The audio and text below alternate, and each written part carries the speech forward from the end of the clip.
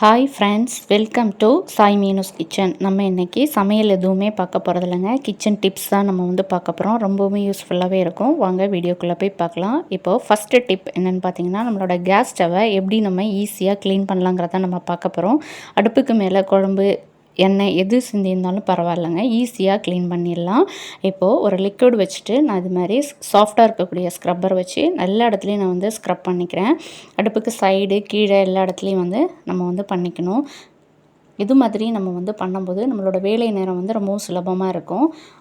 அப்போது ஒரு காஞ்ச துணியை வச்சு இப்போ நம்ம பண்ண இடம் ஃபுல்லாக நான் நீட்டாக ஒரு தடவை நல்லா தொடச்சி எடுத்துட்றேன். இப்போ துடைக்கும் போதே பார்த்திங்கன்னா உங்களுக்கு அவ்வளோ நீட்டாக வந்துருச்சு. இப்போது நெக்ஸ்ட்டு பார்த்திங்கன்னா இதே துணியை நல்லா வாஷ் பண்ணிவிட்டு ஒரே ஒரு தடவை நம்ம தொடச்சாலே போதும். அவ்வளோ சூப்பராக சுத்தமாயிரும். இது மாதிரி நம்ம டெய்லி பண்ணும்போது நம்ம அடுப்பு எப்போதுமே சுத்தமாக நீட்டாக இருக்கும். கிச்சனையும் பார்க்க ரொம்ப அழகாக இருக்கும். அது மாதிரி இது மாதிரி துடைக்கும் போது பார்த்திங்கன்னா நோம்பு இருக்க பாருங்கள், அதையும் நம்ம எடுத்துகிட்டு துடைக்கும் போது எப்போவும் நீட்டாக இருக்கும். அதில் அழுக்கு எதுவுமே படியாது. இப்போது வேறொரு காஞ்ச துணியை வச்சு மேலே இருக்கிற ஈரம் எல்லாத்தையுமே நான் தொடச்சி எடுத்துக்கிறேன். பாருங்கள், சூப்பராக நம்ம தொடச்சி எடுத்தாச்சு. நோபில் உள்ளேயும் நான் எடுத்துட்டேன். நீட்டாக இருக்குது. நெக்ஸ்ட்டு பார்த்திங்கன்னா இது மாதிரி டியூப் இருக்குது பாருங்கள், இதுலேயும் நம்ம தொடச்சி எடுத்துடணும். அப்போ எப்போதுமே புதுசாக நீட்டாக க்ளீனாக இருக்கும். பர்னரை அப்புறமா நம்ம கழுவிக்கலாம். நெக்ஸ்ட்டு டிப் பார்த்திங்கன்னா பருப்பு வகைகள் இருக்குது பாருங்கள், பயறு பருப்பு, அதில் வண்டு எதுவுமே பிடிக்காமல் இருக்கிறதுக்கான டிப்பு தான் இது. இப்போ இது மாதிரி பாட்டிலில் நான் பருப்பு போட்டு வச்சுருக்கேன் இல்லையா, இதில் நல்லெண்ணெய் கொஞ்சமாக நான் சேர்த்துக்கிறேன். தேங்காய் எண்ணெய் கடலெண்ணெய் கூட நம்ம சேர்த்துக்கலாம். சேர்த்துட்டு இது மாதிரி மூடி வச்சு மூடிட்டு அந்த பருப்பில் எல்லா இடத்துலையும் படுற மாதிரி நல்லா மிக்ஸ் பண்ணி இது மாதிரி குலுக்கி விட்டுக்கணும். இது மாதிரி பண்ணும்போது நம்மளுக்கு அதில் வண்டு பூச்சி எதுவுமே வரவே வராது. சூப்பராக இருக்கும். கண்டிப்பாக ட்ரை பண்ணி பாருங்கள்.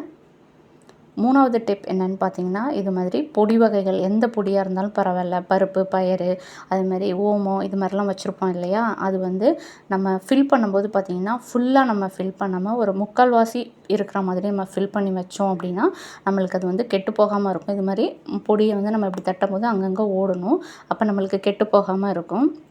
சில பொருள் நம்ம எடுக்காமலே ஃபில் பண்ணிவிட்டு அப்படியே வச்சுருப்போம். அப்படி வச்சுருக்கும் போது அந்த பாட்டிலோட கீழ்ப்பகுதியில் அப்படியே ஒட்டி பிடிச்சிக்கும் அடியில் உள்பக்கத்தில்.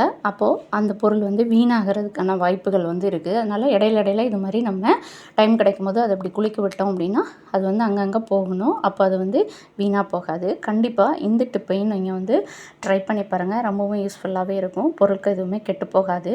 இப்போது 4வது டிப் என்னென்னு பார்த்தீங்கன்னா, உப்பு தூள் உப்பு பார்த்திங்கன்னா கொஞ்சம் கட்டி கட்டியாக பிடிச்சிருக்கும் இல்லையா, அது கட்டி பிடிக்காமல் இருக்கணுங்கிறதுக்கான டிப்பு தான் இது. இப்போ இதில் பார்த்திங்கன்னா கொஞ்சமாக அரிசியை அதில் சேர்த்துட்டு நல்லா மிக்ஸ் பண்ணி வச்சிட்டோம் அப்படின்னா தூள் உப்பு எப்போதுமே நல்லா பொடி மாதிரி இருக்கும். அதாவது கட்டிகள் எதுவுமே பிடிக்காமல் இருக்கும்.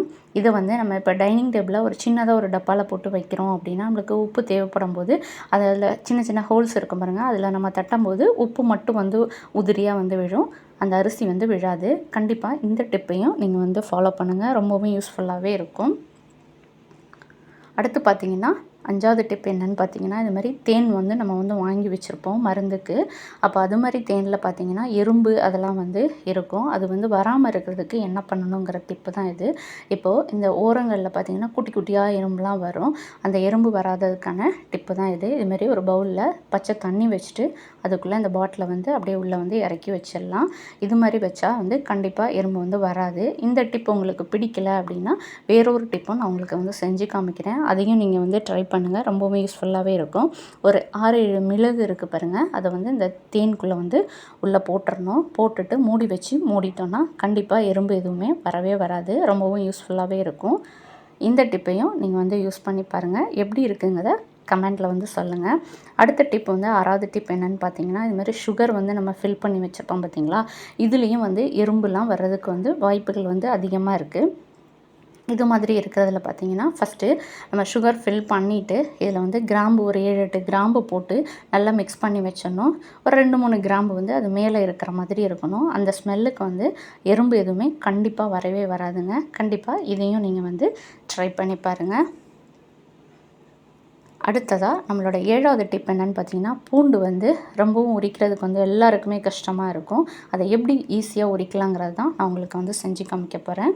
பாருங்கள், இப்போ பூண்டை நம்ம எடுத்துகிட்டு ஒரு கத்தி வச்சு நடுவில் அப்படி 2ஆக கட் பண்ணி எடுத்துட்டோன்னா நம்மளுக்கு அந்த தோல் வந்து நல்லா உறிஞ்சி வந்துடும். ஈஸியாக வந்து நம்ம இது மாதிரி பூண்டு தோலை வந்து ரிமூவ் பண்ணிடலாம். இது வந்து நம்மளுக்கு முழு பூண்டாக வேணும், நம்மளுக்கு கட் பண்ண பூண்டு மாதிரி வர வேண்டாம் அப்படின்னு நீங்கள் நினச்சிங்கன்னா அந்த மெத்தடையும் நான் இப்போ வந்து சொல்கிறேன்.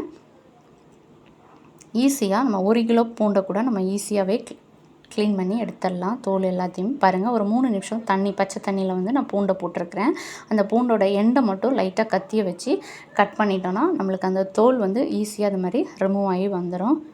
கண்டிப்பாக இதை வந்து நீங்கள் ட்ரை பண்ணுங்கள், ரொம்பவும் யூஸ்ஃபுல்லாகவே இருக்கும். பாருங்கள், அந்த எண்டை மட்டும் நம்ம லைட்டாக கட் பண்ணால் போதும், நம்மளுக்கு முழு பூண்டு வந்து நம்மளுக்கு வந்து கிடச்சிரும். நம்மளுக்கு பாதி பூண்டு பரவாயில்ல அப்படின்னா நான் ஃபஸ்ட்டு சொன்னதை நீங்கள் ஃபாலோ பண்ணுங்கள். முழுசாக வேணுன்னா இந்த வந்து நீங்கள் யூஸ் பண்ணிக்கலாம், ரொம்பவும் யூஸ்ஃபுல்லாகவே இருக்கும். பாருங்கள், ஈஸியாக வந்து நான் வந்து உரித்து எடுத்துட்டேன்.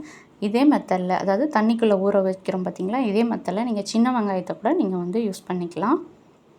அடுத்த டிப் 8ஆவதாக பார்த்தீங்கன்னா, நம்ம லைட்ரு வந்து எரியாமலே இருக்கும். அந்த லைட்ரை வந்து இது மாதிரி பர்னர் வந்து சூடான இருக்கிற பர்னர்லாம் எரிஞ்சிக்கிட்டு இருக்கிற தீ எரிஞ்சிட்டு இருக்கிற இடத்துல வந்து பர்னரை வந்து கொஞ்சம் நேரம் நம்ம வச்சுட்டு நம்ம வந்து ஆன் பண்ணோன்னா சூப்பராகவே அது வந்து எரியும்.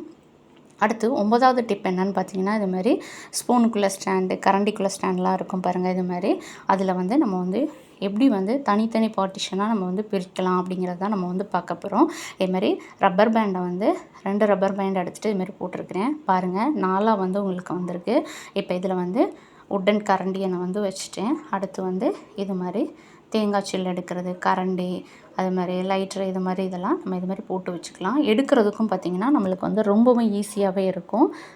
அதே மாதிரியே நான் வந்து ஸ்பூனையும் வந்து தனியாக நான் போட்டு வச்சுருக்கேன் பாருங்கள். இது வந்து கண்டிப்பாக ட்ரை பண்ணுங்கள், ரொம்பவும் யூஸ்ஃபுல்லாகவே இருக்கும். அடுத்த டிப் பார்த்திங்கன்னா 10ஆவதாக, இப்போது வேர்க்கடலையில் உள்ள தோலை எப்படி ஈஸியாக ரிமூவ் பண்ணலாங்கிறதான் நம்ம பார்க்க போகிறோம். இது வந்து வறுத்த வேர்க்கடலை கொஞ்சம் லைட்டாக சூடாக இருக்குது.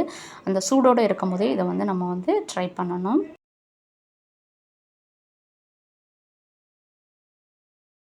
ஃப்ரை பண்ணுற ஐட்டத்துக்கெல்லாம் நம்ம யூஸ் பண்ணுவோம் பார்த்திங்களா, அந்த கரண்டி தான் இது. அதில் வந்து நம்ம வேர்க்கடலை போட்டுட்டு இது மாதிரி கை வச்சு நல்லா அந்த தோலை மட்டும் நம்ம வந்து இது மாதிரி பண்ணி விட்டுட்டோம் அப்படின்னா அந்த தோல் வந்து கீழே வந்துடும். அந்த வேர்க்கடலை மட்டும் அதில் வந்து இருக்கும். பாருங்கள், சூப்பராக நம்மளுக்கு வந்து வந்துருச்சு. கண்டிப்பாக இந்த டிப்பையும் நீங்கள் வந்து யூஸ் பண்ணி பார்த்துட்டு எப்படி இருக்குங்கிறத சொல்லுங்கள். இதில் நான் போட்டிருக்கிற டிப்பில் உங்களுக்கு எது ரொம்ப பிடிச்சிருக்கு அப்படிங்கிறதையும் மறக்காமல் கமெண்ட்டில் வந்து சொல்லுங்கள். ரொம்பவும் ஈஸியாகவே நம்ம வந்து ரிமூவ் பண்ணியாச்சு. பாருங்கள், தோல் வந்து தனியாக வந்துருச்சு. அதில் கொஞ்சம் தான் வந்து 2, 3 வேர்க்கடலை தான் கிடக்குது. இது மாதிரி ஒரு கரண்டி இருந்தாலே போதும், நம்மளுக்கு ஈஸியாக வந்து வேலை வந்து சுலபமாக வந்து முடிஞ்சிடும். கண்டிப்பாக நீங்கள் வந்து ட்ரை பண்ணி பாருங்கள். ஓகே ஃப்ரெண்ட்ஸ், தேங்க்ஸ் ஃபார் வாட்சிங். நாம் நெக்ஸ்ட் வீடியோவில் பார்க்கலாம்.